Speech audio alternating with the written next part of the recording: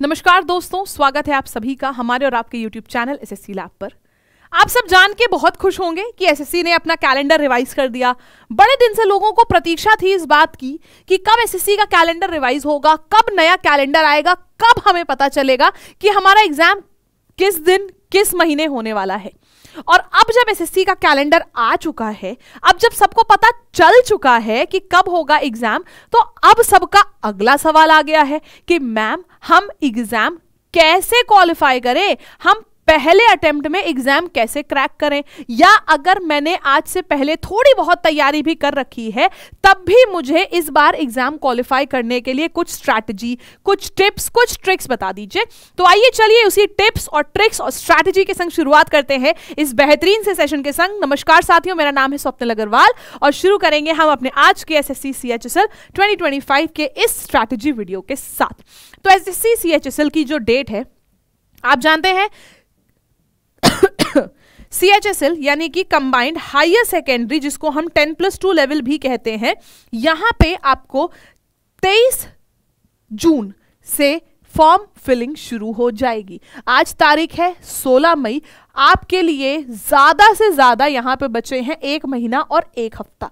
आपके पास कुल मिला के 35 दिन का समय है लगभग, जब आपकी एग्जाम में फॉर्म फिलिंग शुरू होगी। और मेरा बस इतना सा कहना है कि आपको अगर एग्जाम क्वालिफाई करना है तो एग्जाम की डेट को एग्जाम की डेट ना मानो, जिस दिन से फॉर्म फिलिंग शुरू होती है उस दिन को एग्जाम की डेट मानो, ताकि आपके पास जो बीच का बफर टाइम है उसमें सिर्फ प्रैक्टिस कर सको और अपने स्कोर को बढ़ा सको, उसमें पढ़ाई नहीं करनी होती है। खैर, 23 तारीख से फॉर्म भरना शुरू होंगे, भरे जाएंगे 18 जुलाई तक और 8 सितंबर से 18 सितंबर तक चलने वाली है ये परीक्षा।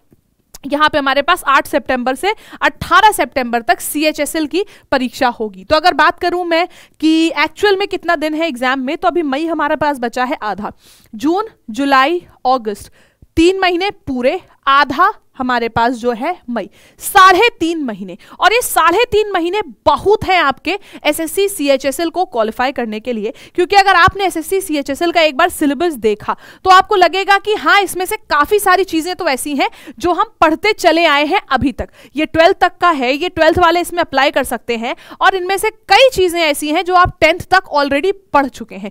तो आइए देखते हैं एसएससी सीएचएसएल का एग्जाम पैटर्न। 4 सब्जेक्ट्स वही अपने पुराने, English, maths, reasoning, GS. 25 question 50 number के, एक क्वेश्चन होगा 2 नंबर का। टोटल आपको मिलेगा 100 क्वेश्चन 200 नंबर के, और करना है आपको 1 घंटे के अंदर। तो ये आपके पास सवाल रहने वाले हैं टीयर 1 में। फिर उसके बाद आता है हमारे पास टीयर 2, लेकिन टीयर 2 पर भी हम आएंगे कब, जब हम CHSL की तैयारी थोड़ी सी कर लेंगे। अभी हमारा प्राइमरी टारगेट है CHSL की पहली परीक्षा टीयर 1, जिसको हम प्री कहते हैं, निकालना। खैर, टीयर 2 में आपके पास 3 सेक्शंस में पेपर होता है। पहला सेक्शन होता है आपके पास मैथ्स और रीजनिंग का, जिसमें आपके पास 30-30 सवाल आते हैं 90-90 नंबर के, और करने होते हैं 1 घंटे के अंदर। फिर आपको मिलता है इंग्लिश के 40 सवाल 120 नंबर, जनरल अवेयरनेस के 20 सवाल 60 नंबर, मेंस में एक क्वेश्चन हो जाता है 3 नंबर का। ठीक है, और आपके लिए ये क्वालिफाई करना सबसे ज्यादा जरूरी होता है कंप्यूटर नॉलेज टेस्ट, जिसके आते हैं 15 सवाल 45 नंबर के।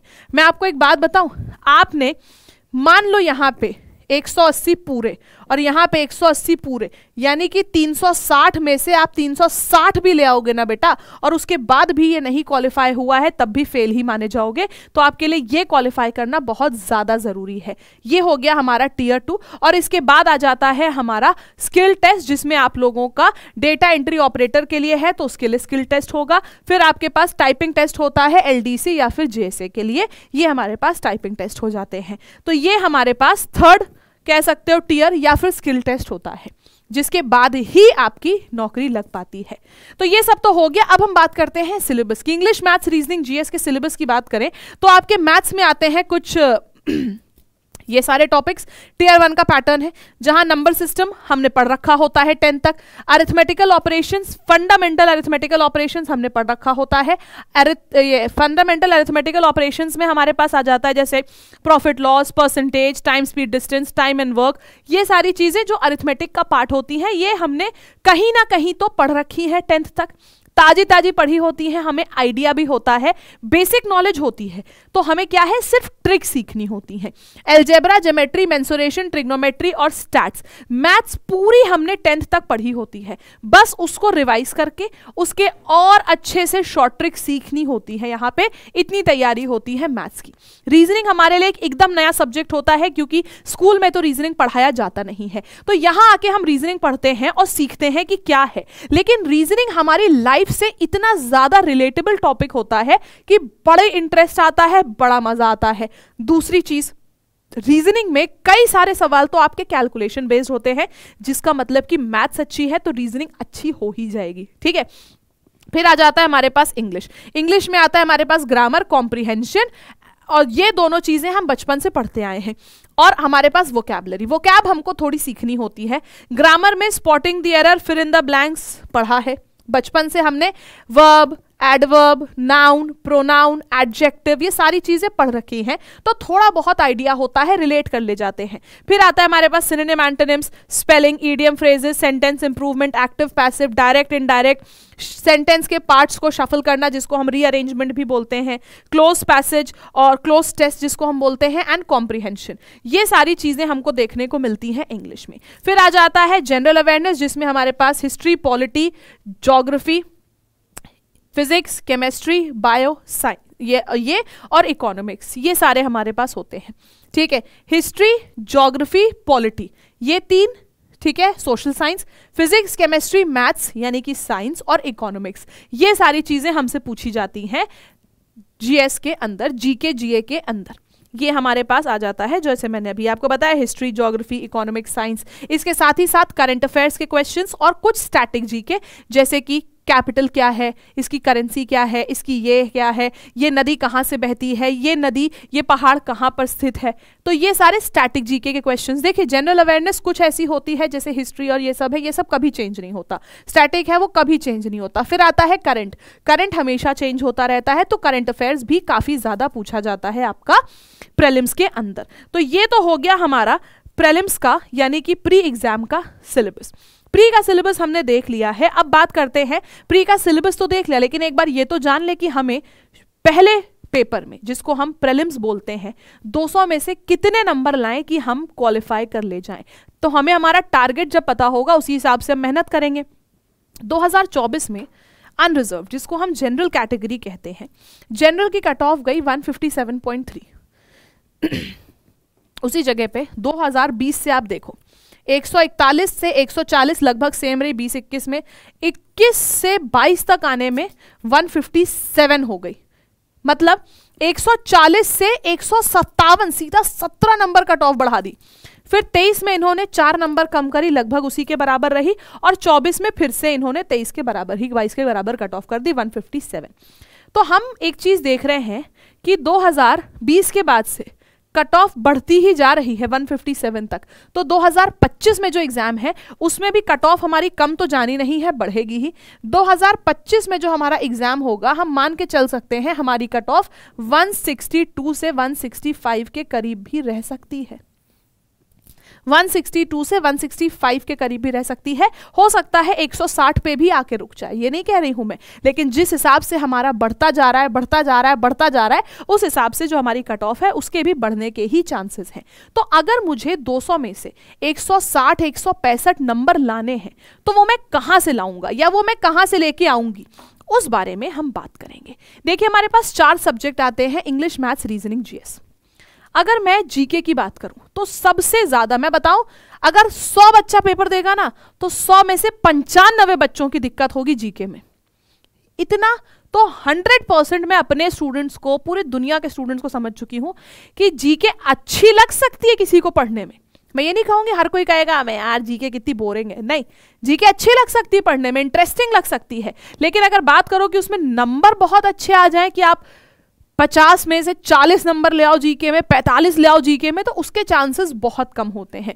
तो हमें अपने 160 नंबर के टारगेट में से, मैं 160 लेके चल रही हूं भाई, 160 के टारगेट में से हमें यहां से सबसे ज्यादा नंबर निकालने हैं, सबसे ज्यादा नंबर इन तीनों में से, क्योंकि उस पर हम भरोसा नहीं कर सकते हैं, बिल्कुल भी नहीं। मैं कहूंगी कि आप इसमें तो 100 के 100 क्वालिफाई, मतलब 100 ले आओ, इसमें 100 में से 100 नंबर आप आराम से ला सकते हो बेटा। इसमें 50 नंबर की आती है इंग्लिश, 50 में से आप आराम से 40-45 तो बड़े आराम से आ जाएंगे इंग्लिश में। इसमें टारगेट करो इसमें भी वैसे तो मैं कहूंगी कि आप 150 तो यहीं से खींच लो। इन 150 में से आप टारगेट करके चलो कि आप 140 लाओगे ही लाओगे।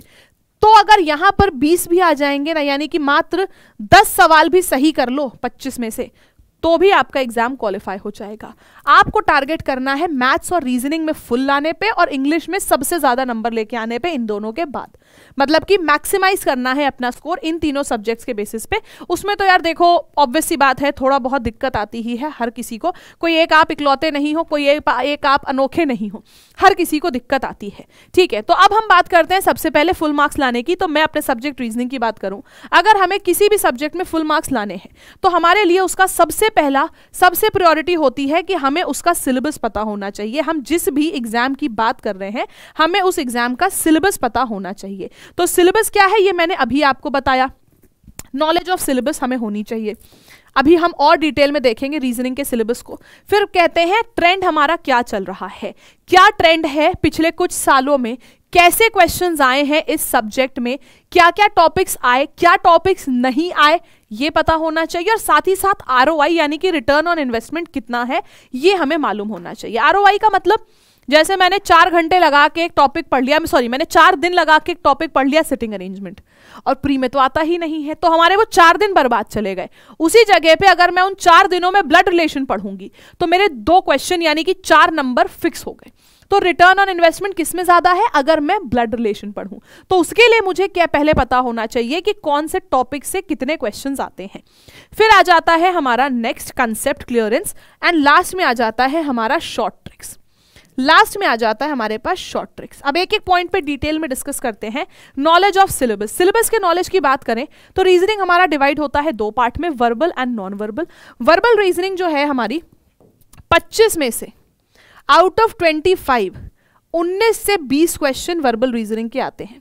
बचे हुए 5 से 6 सवाल नॉन वर्बल के आ जाएंगे। नॉन वर्बल यानी कि फिगर वाले सवाल। अब वर्बल रीजनिंग में आपके टॉपिक्स क्या क्या होते हैं, डिस्टेंस डायरेक्शन होता है, इंग्लिश अल्फाबेट टेस्ट होता है, अल्फाबेट्स का वही टेस्ट हमारा, blood relation, ranking, coding decoding, sitting arrangement, dice, clock, calendar, inequality, syllogisms, series, analogy, odd one out, classifications, ये सारे classification, missing number, puzzle, Venn diagram, word formation, mathematical operation, mathematical reasoning.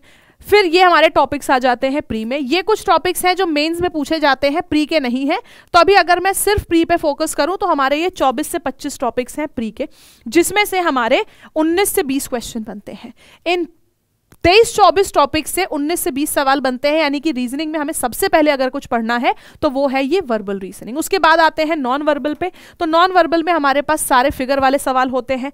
Non verbal reasoning के 25 में से आपसे आएंगे ज्यादा 5 से 6 questions, जहां पे आपको नॉन वर्बल सीरीज यानी कि फिगर सीरीज, फिर figure analogy, figure classification, figure counting, mirror image, water image, कागज को मोड़ना, काटना, खोलना, paper cutting, folding, embedded, figure completion, grouping figure, figure formation, ये सब हमारे पास आ जाता है हमारे नॉन वर्बल रीजनिंग में।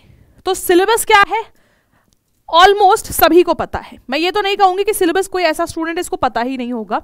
एक चीज जो नहीं पता है वो ये है analysis of trend plus ROI. पिछले कुछ सालों से कौन से टॉपिक से सबसे ज्यादा क्वेश्चंस पूछ रहा है, ये अगर हमें पता है तो हमें यह पता है कि हमें इन टॉपिक्स पे सबसे ज्यादा फोकस करना है, हमें सबसे ज्यादा अच्छे से इन टॉपिक्स को पढ़ना है। तो इसके लिए मैंने ये चार्ट बनाया है जिसमें कि एक अप्रोक्सीमेट नंबर ऑफ क्वेश्चंस हैं जो हर टॉपिक से पूछता है हर साल। तो सीरीज की, नंबर सीरीज की अगर बात करी जाए, सीरीज में भी स्पेसिफिकली नंबर सीरीज, तो नंबर सीरीज के आपको पेपर में 1 से 2 क्वेश्चंस देखने को मिलते हैं। लेटर सीरीज और रिपीटेड सीरीज, या तो दोनों का 1-1 सवाल आएगा या तो लेटर सीरीज के 2 क्वेश्चंस, आपको 2 क्वेश्चंस मिल गए। Number analogy set based, set वाली एनालॉजी के 2 से 3 सवाल पूछ लेगा। फिर आता है हमारे पास रेशो वाली एनालॉजी का, कभी एक भी नहीं पूछता, कभी एक पूछ लेता है। जैसे कि 2024 के अगर मैं सीजीएल की बात करूं तो 3 सवाल आए हैं, 35 शिफ्ट्स में सिर्फ 3 सवाल रेशो के। बाकी सब सेट वाले आए हैं। तो आपके एग्जाम में भी मेजरली सेट वाले क्वेश्चन ज्यादा पूछे जाते हैं। फिर लेटर एनालॉजी का एक सवाल पूछना फिक्स है। वर्ड एनालॉजी में कभी पूछा कभी नहीं पूछा। फिर आता है हमारे पास ऑड वन आउट, 2 क्वेश्चन आएंगे ऑड वन आउट के, या तो एक नंबर एक लेटर का होगा या तो एक लेटर और एक वर्ड का होगा। आपके पास ऑड वन आउट के 2 क्वेश्चंस।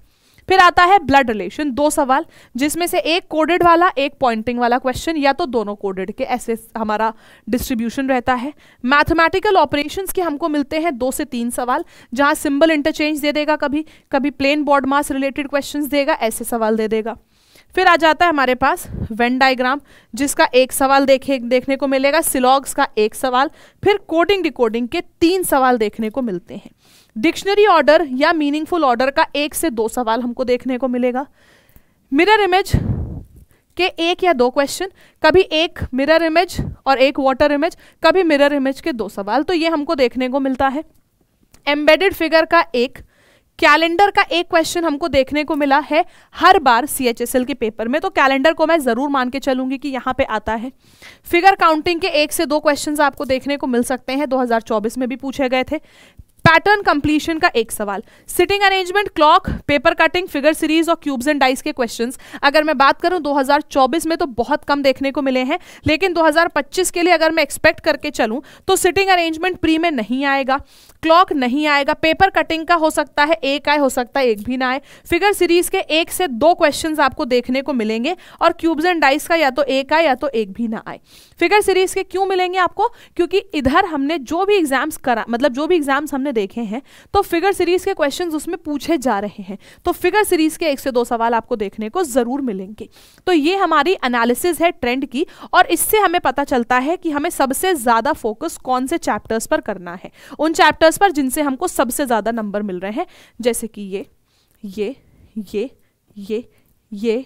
इन सारे चैप्टर्स पर ज्यादा फोकस करके चलना है। तो सबसे पहले हमारी स्ट्रैटेजी क्या होगी कि हम कॉन्सेप्ट क्लियर करना शुरू करें, हम पढ़ाई करना शुरू करें, तो हम कौन से चैप्टर्स से करना शुरू करेंगे। एंड यही पैटर्न मैं फॉलो करती हूं अपने सारे पेड क्लासेस में भी, मैं सबसे पहले इन्हीं चैप्टर्स को उठाती हूं। खैर, नेक्स्ट बात आती है हमारी, अब कॉन्सेप्ट क्लियरेंस एंड ट्रिक्स की अगर बात करी जाए, अगर आपको कॉन्सेप्ट क्लियर करने हैं और आपको ट्रिक्स सीखनी है, तो उसके लिए आप क्या कर सकते हैं।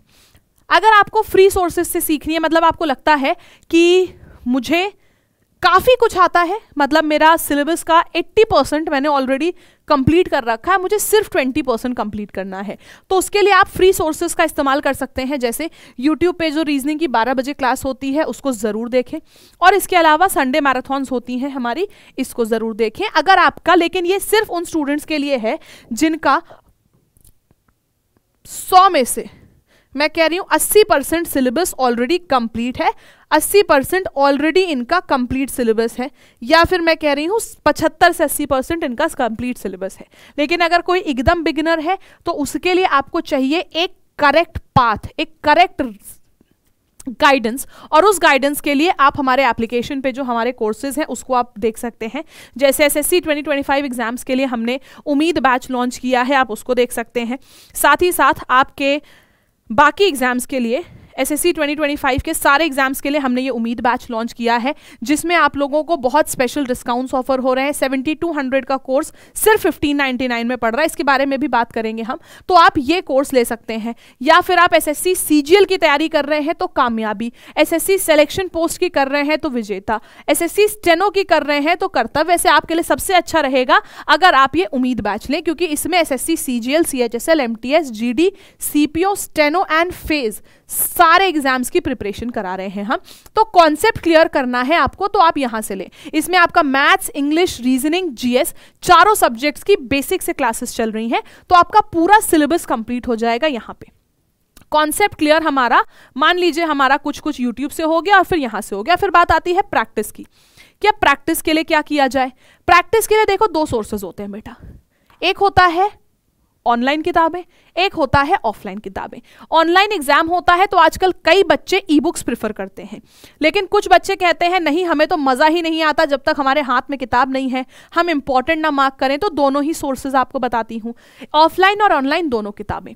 ऑफलाइन किताबों के लिए आप, मेरी एक किताब है जिसका नाम है अचूक रीजनिंग, ये बुक आपको हमारे वेबसाइट या हमारे एप्लीकेशन पर मिल जाएगी। आप हमारे एप्लीकेशन पर जाओगे या हमारी वेबसाइट lab.live पर जाओगे, उसके बाद आपको आना है सीधा होम पर। जैसे ही आप आएंगे आपको यहाँ पे बहुत सारे कोर्स, बहुत सारी चीज़ें मिल जाएंगी देखने को, ई बुक्स। उसके बगल में आपको मिलेगा बुक्स, बुक्स पर जाएंगे और यहाँ जाने के बाद रीजनिंग स्पेशल बुक पर क्लिक करेंगे, बाय नाउ करेंगे, आ जाएगा। ठीक है, ये तो हो गई हमारी ऑफलाइन किताब जिसमें आपका ये सारी चीज़ें कवर्ड है, सिलेबस कवर होगा पूरा, इजी टू अंडरस्टैंड है, सारा अप टू डेट मटेरियल है, टॉपिक वाइज कंटेंट दे रखा है, आपका एग्जाम ओरिएंटेड और रेलिवेंट कंटेंट है, सबसे अच्छे क्वेश्चन से ये किताब बनी है, अफोर्डेबल है, वैल्यू फॉर मनी है और बहुत सारे एग्जाम्स के लिए यूजफुल है। इसको आप एसएससी के सारे एग्जाम्स, रेलवे के सारे एग्जाम्स और IBACI और सारे स्टेट एग्जाम्स के लिए यूज कर सकते हैं। अगर आपको ऑफलाइन किताब चाहिए कि नहीं हमको हाथ में मिलनी चाहिए किताब, लेकिन अगर आप ऑनलाइन किताब चाहते हैं, ई बुक्स चाहते हैं, तो उसके लिए आप हमारा ये कंप्लीट एसएससी एग्जाम्स की टेस्ट सीरीज परचेज कर सकते हैं। आपको ई बुक्स के लिए आपको बहुत सारे ऑप्शंस मिल जाएंगे हमारे एप्लीकेशन पे। फिर से आप जैसे ही आओगे यहाँ पर महापैक live course test series e books पे आओगे, ई बुक्स में आने के बाद आपको देखो एसएससी मास्टर लाइब्रेरी ई बुक इंग्लिश मीडियम, इसमें आपको बहुत ढेर सारे क्लासेस मिलने वाले हैं इंग्लिश में। अगर आपको एसएससी की चाहिए, सेम यही चीज़ है हिंदी मीडियम के लिए ई बुक्स। कहीं पर भी आप जाओगे, आप यहाँ पे एक्सप्लोर करोगे एंड यू विल सी कि आपको इंग्लिश, मैथ्स, रीजनिंग, जीएस सारे ही सब्जेक्ट्स की ई बुक्स यहाँ पर मिल रही हैं। ये वैसे तो है 399 का, लेकिन अगर आप लैब 312 कूपन कोड लगाओगे तो आपको एक्स्ट्रा डिस्काउंट इस पर मिल जाएगा एंड आपको और अफोर्डेबल रेट पे ये बुक पड़ जाएगी। तो ई बुक्स के लिए आप यहाँ पर आ सकते हैं, ई बुक्स आप यहाँ से परचेज कर सकते हैं। उस पर आपको कूपन कोड लगाना है लैब 312। और अगर आप चाहते हो कि आपको टेस्ट, हाँ प्रैक्टिस हो गई हमारी, क्लास से हमने कॉन्सेप्ट सीख लिए, शॉर्ट ट्रिक सीख ली, प्रैक्टिस कर ली किताबों से। अब बात आती है मॉक टेस्ट की। मॉक टेस्ट या टेस्ट सीरीज भी आपको हमारे एप्लीकेशन पर मिल जाएगी। कंप्लीट एसएससी एग्जाम्स की टेस्ट सीरीज है, यहाँ पर पड़ रही है आपको 609 की। अभी आपको यहाँ पे दिख रहा है have a coupon code apply hair, coupon code आपको अप्लाई करना है लैब 312। हमने जैसे ही लैब 312 कूपन कोड अप्लाई किया, हमको मिल गई यही ई बुक 579 की। तो लैब 312 कूपन कोड अप्लाई करके आपको ये भी मिल जाएगा। ठीक है, इसके अलावा अगर आप फ्री कंटेंट चाहते हैं प्रैक्टिस के लिए, तो उसके लिए जो हमारी लैब पे क्लासेस चलती हैं डेली बेसिस पे, फ्री क्लासेस जिनका टाइमिंग है जीएस का 9, मैथ्स का 10, इंग्लिश का 11 और रीजनिंग का 12, ये क्लासेस आप अटेंड कर सकते हैं। इनके फ्री PDF आपको मिलते हैं हमारे एप्लीकेशन पर भी और मेरे टेलीग्राम चैनल पर भी। तो यहाँ पर आप लोगों की कंप्लीट प्रिपरेशन हो जाएगी। अगर आप नए हैं चैनल पर और चैनल को सब्सक्राइब करते हैं, तब भी आपके एग्जाम्स की कंप्लीट प्रिपरेशन हो जाएगी। तो इस तरीके से आप अपनी SSC CHSL की तैयारी कर सकते हैं। बाकी मिलते हैं इसी तरीके के एक और वीडियो के संग, तब तक के लिए बाय बाय, टेक केयर, जय हिंद, जय भारत।